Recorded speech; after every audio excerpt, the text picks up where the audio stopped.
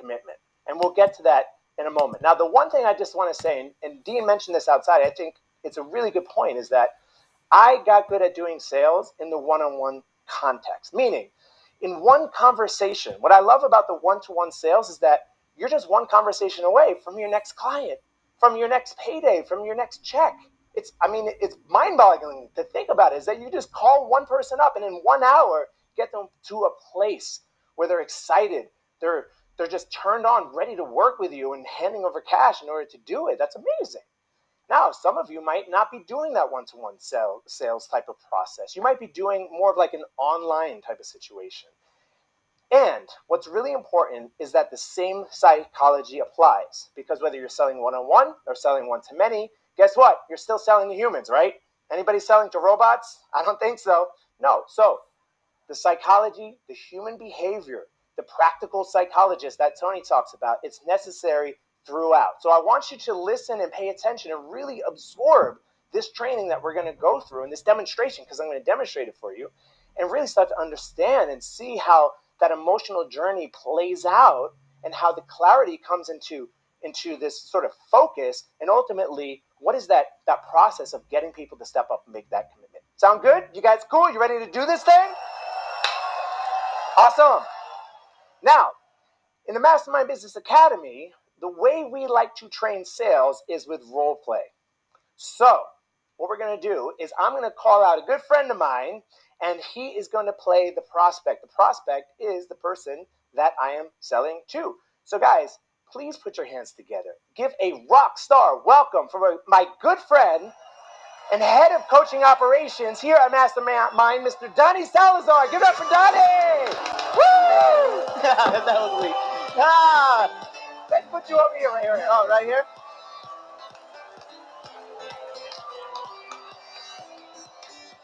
He came in like a bull. I was like, whoa! Now, I was just thinking about this right before we began, is that I've only known this guy for a few months, but I freaking love this guy.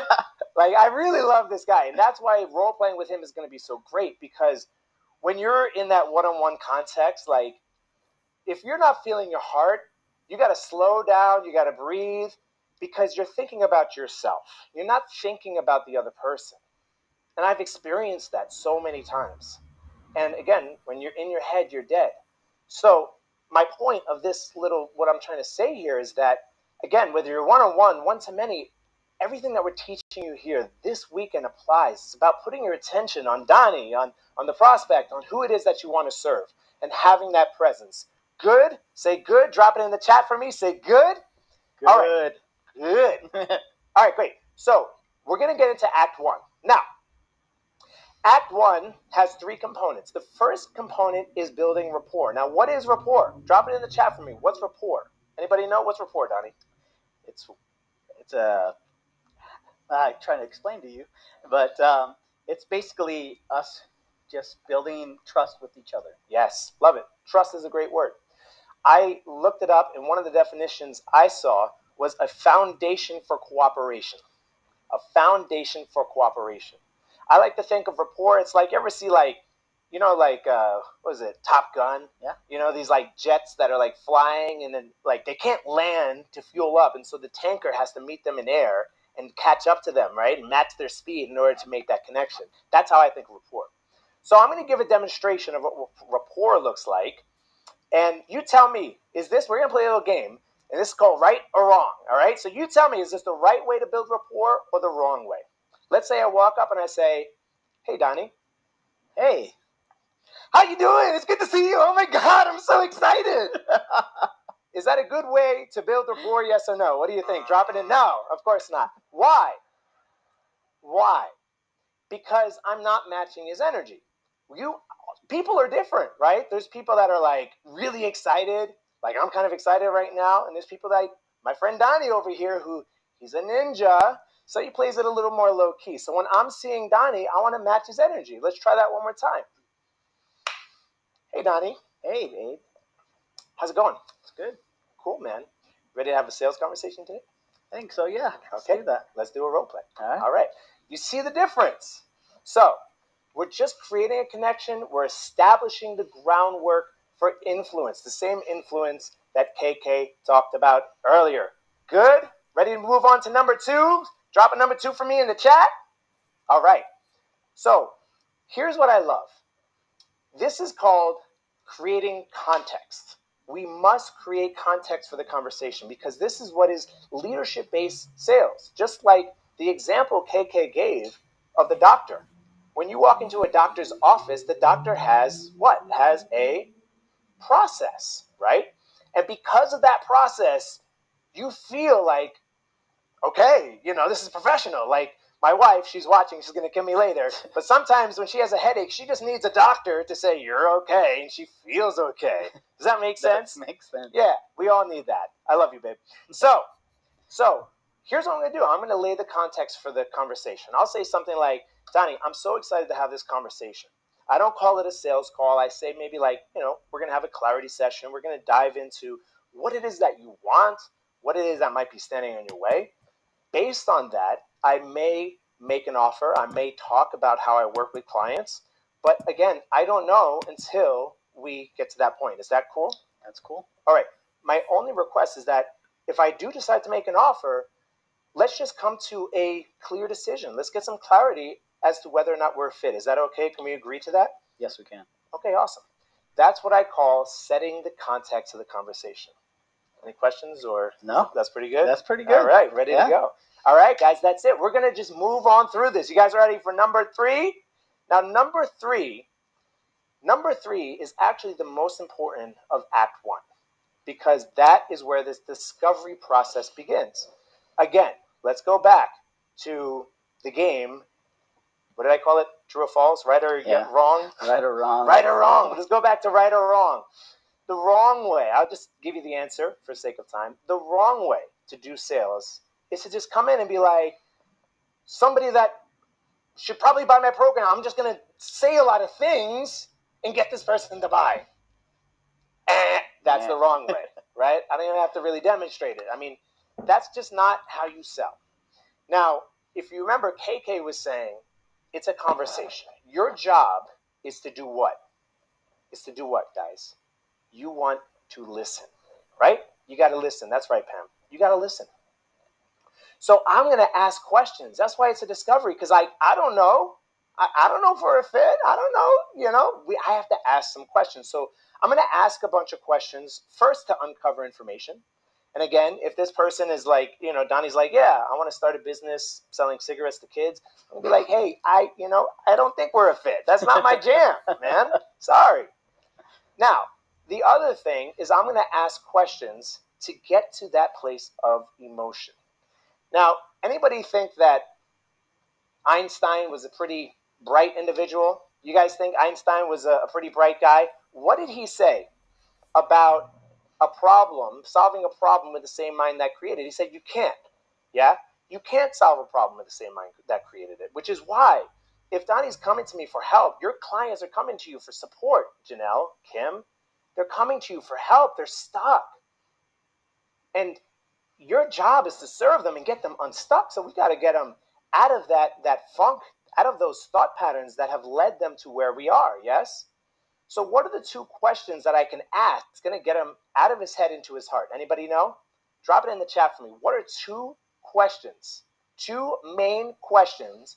And if you guys are already my students in MBA, no cheating. No cheating because you know the answer. Don't cheat. I don't know what accent that is. I'm just having fun. I don't know. So the 2 questions that we're going to ask. Number 1 is, what do you want? Nicole had it. I don't know if it was Nicole or Nicola left, but what do you want? Mm-hmm. What do you want? And the second is, what's standing in your way? Now, what's interesting about this is the first time that people answer this question, they might be coming from up here. So we might have to ask it a few times. So let's take a look at what that looks like. And for the purpose of our conversation, since we're talking about MBA, let's just say that he's a student who, wants to become a course creator or a coach.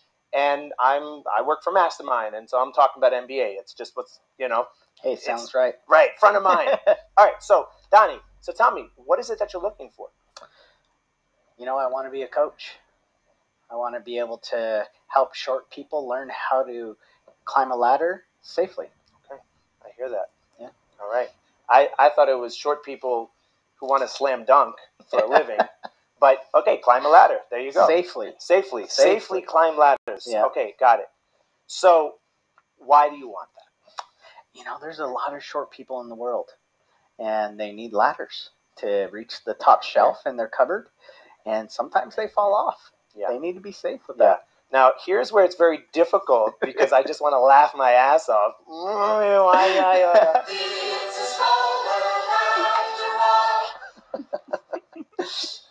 But let's try this one more time. Donnie, if you could launch this course about how to safely climb a ladder for short people, and you actually were able to change people's lives, they're able to access the sugar on the top shelf, how would that feel? It'd make me feel good because I know the challenges of not being able to reach the sugar on the top shelf. Okay, now it's hard for you to see, but there's a little bit of a tear forming up in his eye just now. All right? He's getting a little teary-eyed. So, there you go. Oscar-winning performance right here. But the point that we're trying to make here is that multiple times do we have to ask this question in order to get somebody out of their head into their heart. Does that make sense? Can you guys pick up what we're putting down over here? All right. So, as a short person, I'd buy that coaching. Hey, you got somebody right there. There you go. Atrix. Done. All right. Done. Boom. See, we're making sales left and right. Beautiful. So, I'm going to ask him, what do you want? Right? And then I'm going to ask, what's standing in your way? How come you haven't been able to launch this course, this coaching program already? I don't know how to get it out to people. I don't know. There's a lot of challenges of marketing. I don't know what marketing looks like, how to create awareness around it. Yeah. I don't know anything of that sort. Yeah. And how long have you been doing this? Trying to do this? About 1.5 years. Got it. So that must be a little frustrating, no? Yeah. What does that feel like? I mean, it's like, you want to do this, you want to have the impact and the income, and you keep trying, and it doesn't quite pan out. I just want to change lives. And that's the tough part about it is I know what I have can change somebody's life and change their situation, but I just don't know how to get it out there. Beautiful. There you go. That's it. You see, the more we ask, Kelly's saying 7 levels, 7 steps deep. Yes, 100%. Sometimes you got to go layer by layer by layer until you finally get to that place where, here's the thing, you feel inside of yourself. You feel something move. You go, oh, yeah, that lands. We all know that feeling, yeah? Maybe some of you guys have had that this weekend. It's called mirror neurons. When somebody's in their head and they're just like, yeah, I want to make money. Okay, cool, awesome. Well, why? Well, because I want my kids to not have to go through what I went through. Boom, that lands. So you want to keep asking questions. Each question is a quiver in your, what is it? It's an arrow in your quiver. Yeah. Okay, arrow in your, each question is an arrow in your quiver, all right? All right, now, the last piece of the discovery process is so important. This is the power of urgency. Because if I say, Donnie, that's awesome, we got a great program for you, he might be like, oh, cool, awesome, I'll get to it maybe next year, maybe never, right? Before I get into this next question, which is one of my most favorite questions to ask, let me just tell you a quick story. Is that one time when I was a starving artist filmmaker, I didn't have health insurance. So I got bit on the leg by a bug. And a friend of mine was like, that doesn't look good. And I'm like, she'll be right, mate. That's a terrible Australian accent, but we're just butchering accents here. But the point was like, I just thought I'll take some Benadryl. No big deal. I took the Benadryl, but it didn't get better. And one day I woke up and I couldn't move my leg. And they had to call an ambulance to take me to the hospital. So you guys, you tell me, like, what do you think costs more? The $60 that I could have paid back in the day, or a few weeks later when I had to call an ambulance, go to the hospital, get on antibiotics, and the emotional upset of like, will I ever learn to breakdance? Or, like all of it. Exactly. So the point is that urgency is so key. So here's how we bring out that sense of urgency. We ask a very simple question, and it sounds like this. Donnie, you're struggling with marketing, you're struggling to know how to get this course out there and reach the short people, the little people, I should say, who really need you. What happens if nothing changes? You know, we like to say vertically challenged, but if nothing happens, it just doesn't change people's lives, and I'm not happy. Are you willing to settle for that? No. Are you ready to take some action and do something different? Yes. Okay. Beautiful. That's it. What happens if nothing changes? Like, just take a second and ask yourself that. That's such a powerful question, right? Where do you see this going? What happens? Okay, maybe you go back to your job, maybe you don't do your thing, but are you really going to be okay with that? Are you really, when you look back later on in life, are you going to be okay that you just threw in the chips? Like, whatever it is, really out of a place of service, ask these questions. Can you guys commit to that? Yes? Can you guys commit to asking these 3 powerful questions? Yes? I see Zafir, Nikki, Wendy. Awesome, guys. All right, beautiful. So now, after we've gone through the discovery, we're ready for Act 2. Guys, drop Act 2 in the chat for me, please. Act 2 comprises, again, of 3 things. Now, the first is a transition. And that transition is necessary because if Donnie just unloaded his heart to me, talking about his struggles being a vertically challenged human on this planet, and then I'm just like, well, I got a thing that's going to fix that, ha ha ha, right? It's not genuine. And we lose rapport. And so I'm here, I'm present, I'm with Donnie. But I want him to know something. And the thing that I really want Donnie to know is I'm not a vertically challenged person, obviously, but I know what it feels like to have such a desire inside of yourself to want to share your message with the world and not have the right tools, the right process to get it out there. I know how it feels to burn inside of you. So what I do is I tell a 30-second, just 30 seconds story because it's not about me, right, Donnie? Nope, it's not about me. It's not about me. It's about Donnie. I tell just a short story of I too struggled with X until I found Y, and now I can Z. So let me demonstrate what that looks like. I struggled with telling my story. I struggled with attracting my tribe, selling what it was that I was offering. But I too found an incredible process that enabled me to get out there, launch a 6-figure coaching business, and work with one of the best coaching organizations in the world. Would you be interested to learn some of the processes, some of the strategies that I implemented, yes or no? Yes. There you go. So you see what I'm doing here. I'm not shoving my process, my stuff, my crap down his throat. I'm relating. Because, write this down, guys. Vulnerability connects and accomplishments impress. Nobody gives a damn that I'm doing this or doing that. Nobody cares what you know until they know that you care. And so I'm just being vulnerable and saying, look, I was there. Like, I have my own story. I remember waking up 2014, 3 a.m. Like, what am I doing in my life? I'm not having the impact that I want to have. I know that feeling. And so I'm connecting, I'm sharing, I'm saying, hey, brother, I got you. Like, I know where you're at, man. And I found some really cool stuff. And just like you go see a film and you love your film and you want to share that film with your friends, yeah. I got something. I got some tools. I got a strategy. I got a coach, a mentor. I got a process that I want to share with you. Would you like to hear it? From that point, he's like, yeah, man, please. Like, tell me what you got.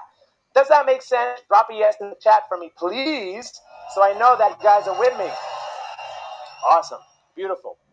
So now we come to the part of the conversation where I actually present my offer. This is where you guys are going to be presenting your program, your course, your coaching, what it is that you offer.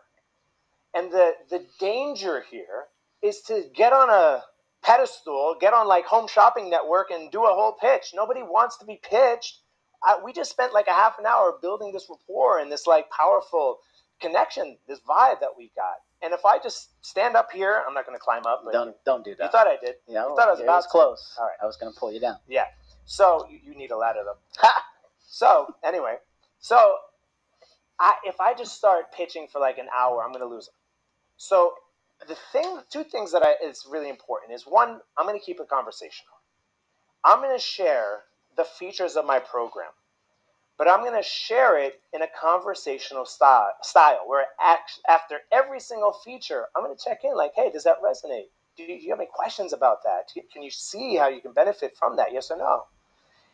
And on top of that, write this one down. I'm going to keep it PG. People do not give a flying fudge about your fancy stuff.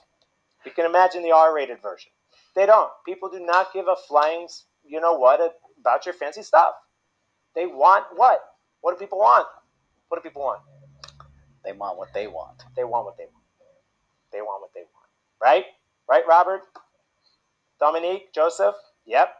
Yeah, people want what they want. So after every feature in my program, I'm going to relate it back to how this is beneficial based on our conversation, what the ultimate outcome is. Think of a drill. If you had a drill, if somebody wants to be reminded of their family, I have a beautiful 4-year-old. I love her so much. And every time I leave the house, I want to see her face. And if somebody handed me a drill, I'm going to be like, I don't need a drill. I want to think about my daughter. But they have to explain, well, the benefit of having a drill is you can drill a hole in the wall. And if you have a hole in the wall, well, you can put a nail in a photo of your daughter. Oh, light bulbs, right? Yeah. So again, just because we've been talking about MBA all weekend long, it's on top of the mind. Let's say he's a perfect fit for MBA. And I'm going to turn to him and say, okay, Donnie, so we spoke about the importance of having the right map to get to the destination that you want to get to, right? Yep. But oftentimes we get a little lost in that map. Have you ever been to like Disney World and you've seen, here's Epcot, here's Magic Kingdom, and here's where you are? Yep. Would it be helpful for you? The little star. The little star, yeah. Yes. And that's it. You are a star. And sometimes we get lost amongst the constellations, yep. Right? Would it be helpful, beneficial to you if you had what we call a success advisor? Somebody that can help you to know exactly where you're at and plot a course to either your first sale, next sale, or consistent sales. Yeah, that would help a great deal. Cool. Well, that's the first feature of the program. Is that good? Yeah. Any questions about that? No. Okay. So the next piece of the program, well, we spoke about the importance of accountability, support, guidance. Let me tell you, when I launched my coaching business, and this is true for everybody, I had a coach that I would meet on a Monday. I would feel good until Tuesday. By Wednesday, I was peeing my pants. So can you imagine having support and accountability, not once a week, but every day? And not just every day, but the ability to choose from multiple times a day. That'd be nice. Have somebody that can hold your hand, that can give you that accountability, check in with you, see where you're at, monitor your progress, ultimately build the skills so you could replicate success in whatever you do. Would that be helpful? Yeah, that'd be totally helpful, especially as I reach my audience of short people. And you evolve as you go and as you grow. And we have coaches, industry experts that are going to consult with you every day as you continue to evolve and grow. Does that sound good? Yes. You ready for the last piece? Yes. All right. You see how he's like, let's go.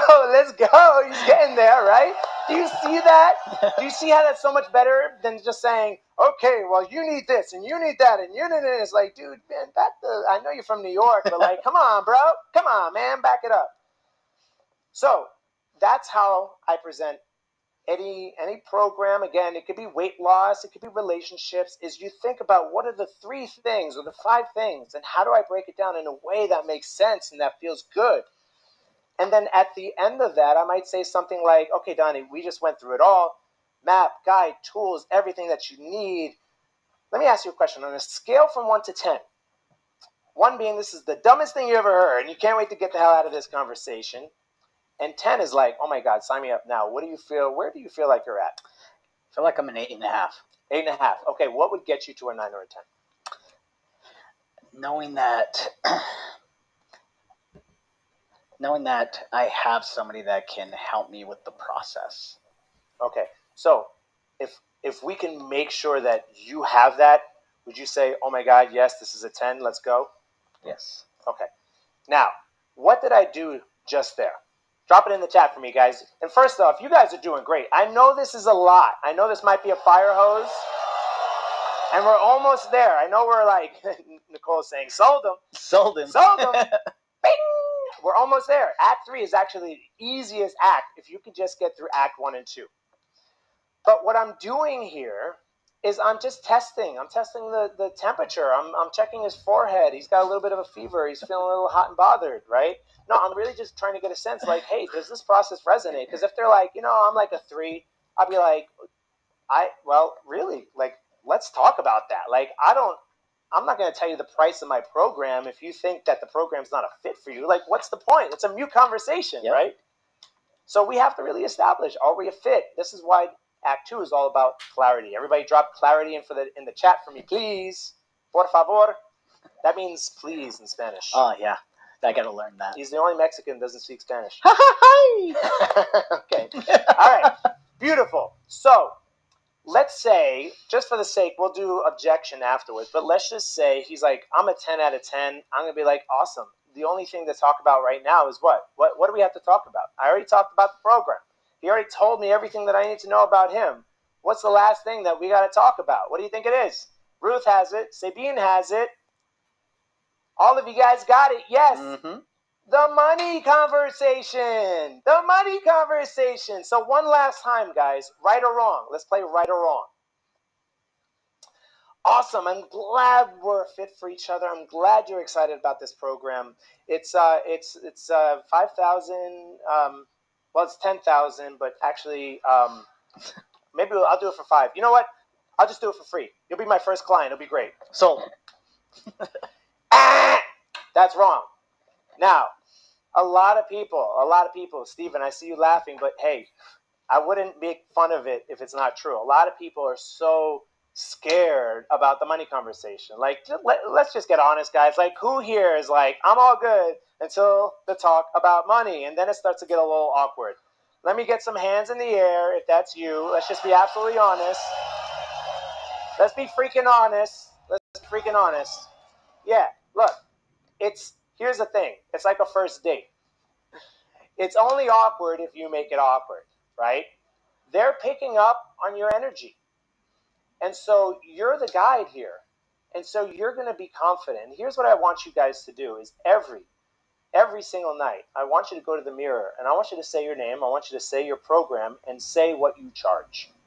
And not only that, but I want you to double your price and practice speaking in the mirror. So if, let's say, MBA is 10,000 and I'm selling it, I would say every single night, I would say, I'm Abraham Heisler. I sell Mastermind Business Academy and I charge $10,000.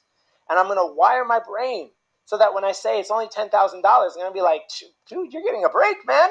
It's a Black Friday sale. Like, you got to act quick. Yeah, look, here's the thing. It's awkward if you make it awkward, right? I'll tell you what. When I signed up to work with my coach, believe it or not, I paid over $100,000. Crazy, right? And probably, I mean, if MBA was around back then, I would have saved a lot of money.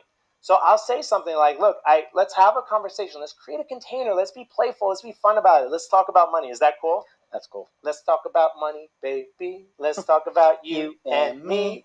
80s babies. So, Donnie, look, it looks like we're a fit. Let's just have that conversation about money. Is that cool? That's cool. Awesome.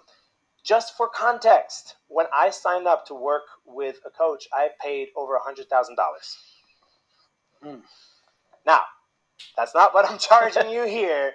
Dean and Tony are in a place in their lives where, it's not about profits, it's about impact. So you have the best coaches, the best guides, the best map, the best tools in the world. I'll go through everything that we're offering in this program, this offer, and then I'll say, and it's only $10,000. Okay.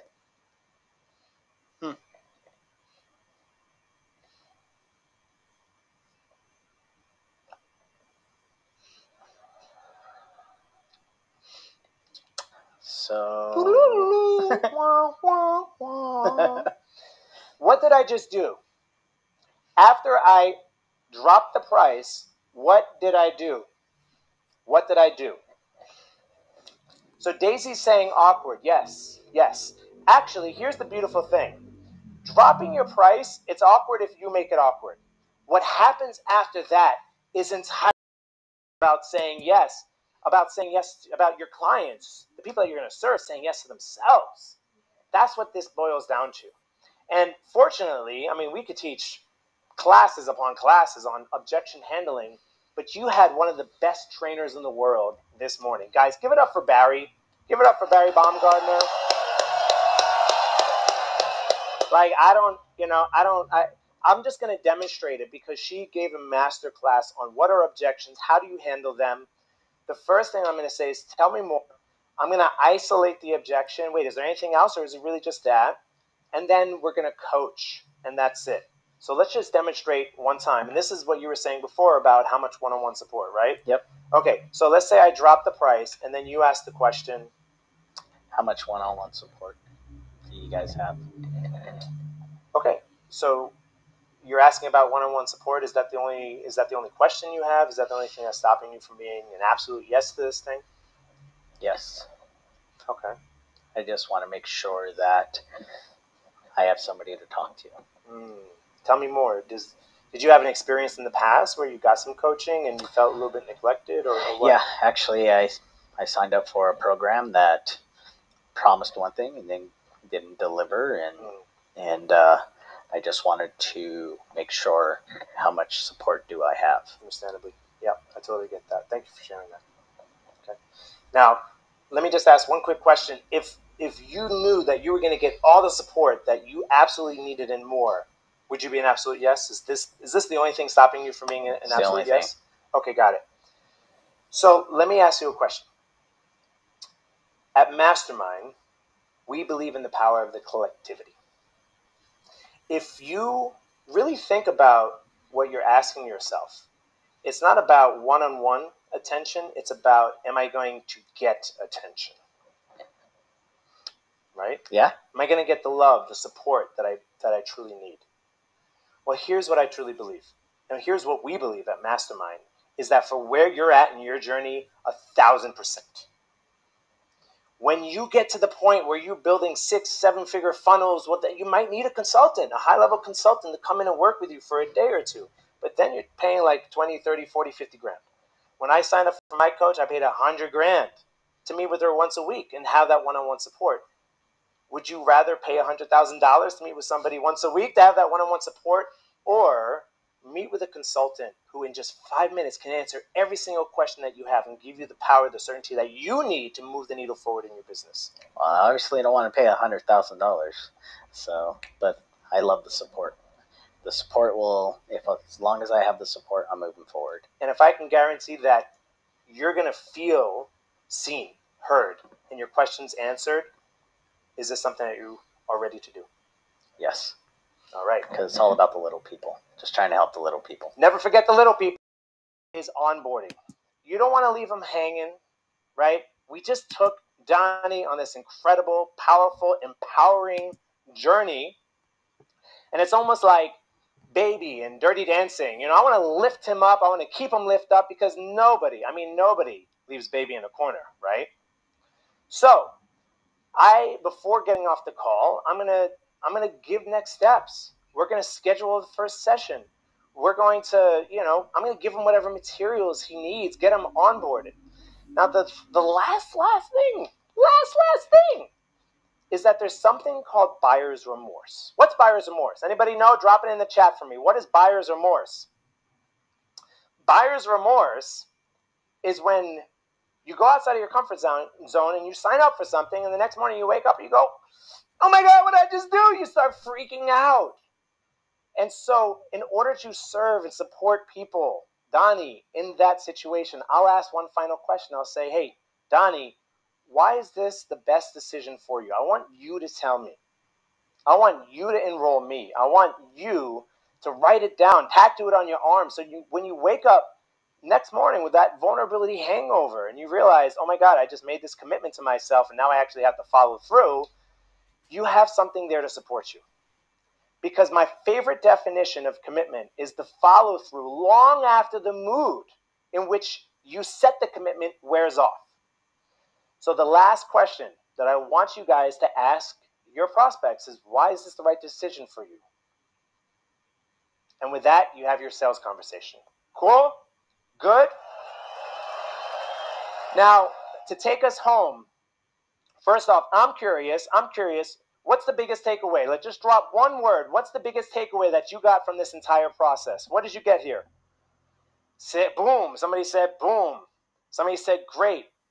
Clarity, emotion, kiss, keep it simple, active listening, zip it, 1,000%. Shut up. Yes.